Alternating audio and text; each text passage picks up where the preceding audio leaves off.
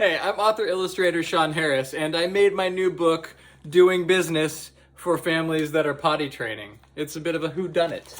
There's a good place for everyone to do business. Bears do business in the woods. Cats do business in a box.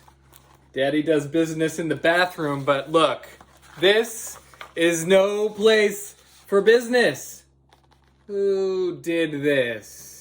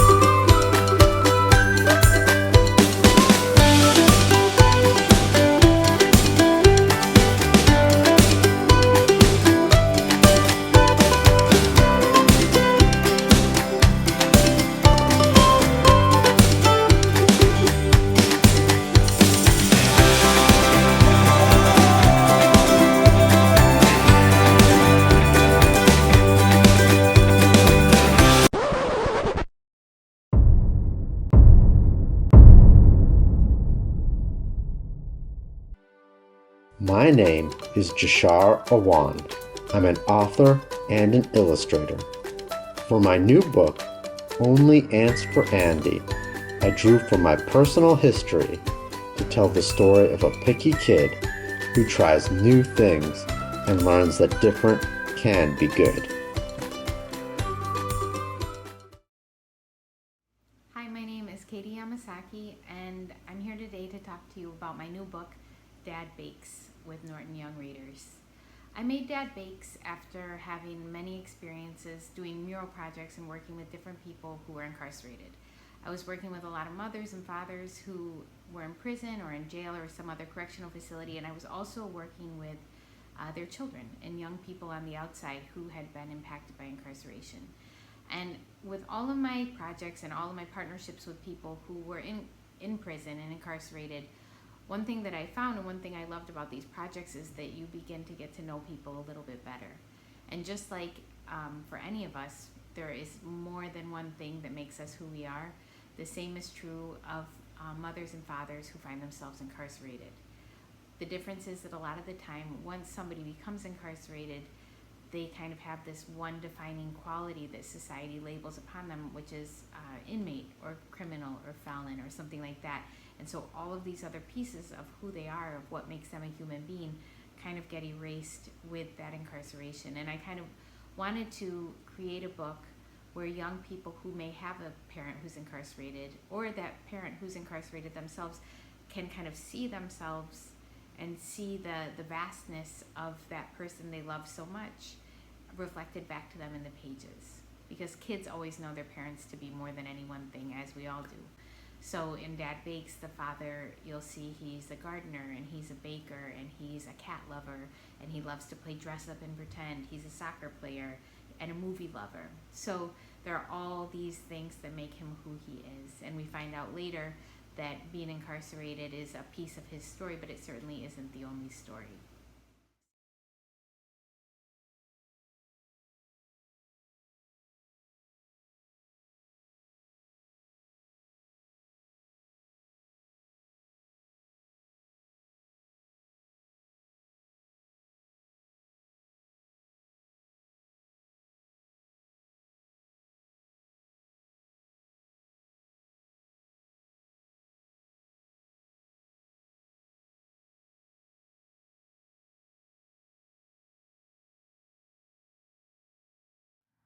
Hi everyone, my name is Adama, and I'm very excited and being part of this series. I went through a very traumatic thing in my life at the age of 16 years old, and I didn't understand how to cope with my trauma and how to deal with the stress of what was happening.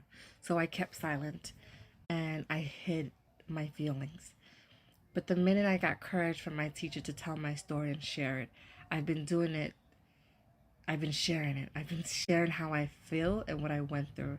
And that has empowered me to do so much and has empowered me to heal. I'm Salvador Gomez Cologne, a teenage changemaker from San Juan, Puerto Rico. 3 years ago in 2017, Hurricane Maria devastated my home island. The surrounding destruction disconcerted me, and I did not feel at ease resting on the privilege of still having a roof over my head or a family to which I could turn. I wanted to harness my empathy and give hope to those in despair.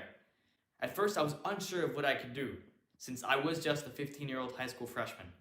But I took the time to recognize and observe people's needs, and two things stuck out: the absence of power and the lack of clean clothing. I ventured to launch Light and Hope for Puerto Rico, an initiative to raise $100,000 to purchase solar lamps and hand-crank washing machines and distribute them to the most severely impacted communities. I'm thrilled to be a part of W.W. Norton's Eyewitness book series. I'm a firm believer that the best way to secure a better future is to ensure everyone develops empathy and harnesses it for positive change. There's no better way for young people to become empathetic than to hear the stories of others who have experienced extraordinary challenges but who have overcome that adversity. I'm honored.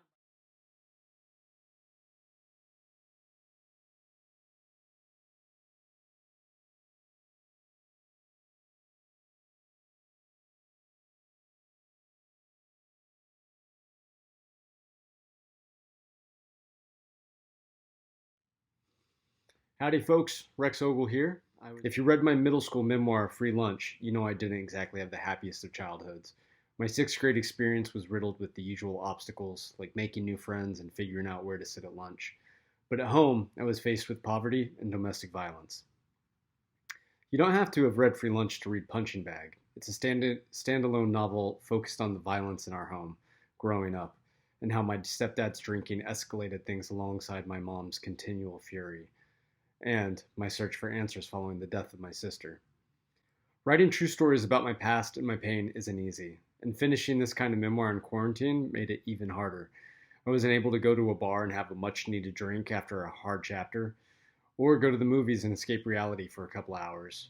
I wasn't able to have board game nights where I lose miserably, or cook for my in-laws. The only way I could host my monthly comic book reading club and geek out over X-Men and the latest Marvel movies was over Zoom, which just isn't the same as in real life, as I'm sure all of you know right now. And while quarantine has been hard, while reading my book may be hard, it's not forever.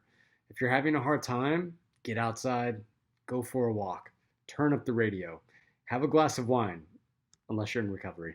Call your friends, FaceTime them so you can see their faces. Take up a new hobby. As my abuela always told me growing up, this too shall pass, and when it does, the sun will be out. I hope you enjoy my book. Thanks for reading.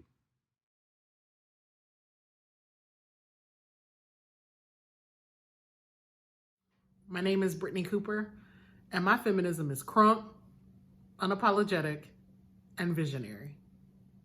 My name is Susana Morris, and my feminism is intersectional, queer, and liberatory. I'm Chanel Craft Tanner, and my feminism is loving, Black, creative, and fun.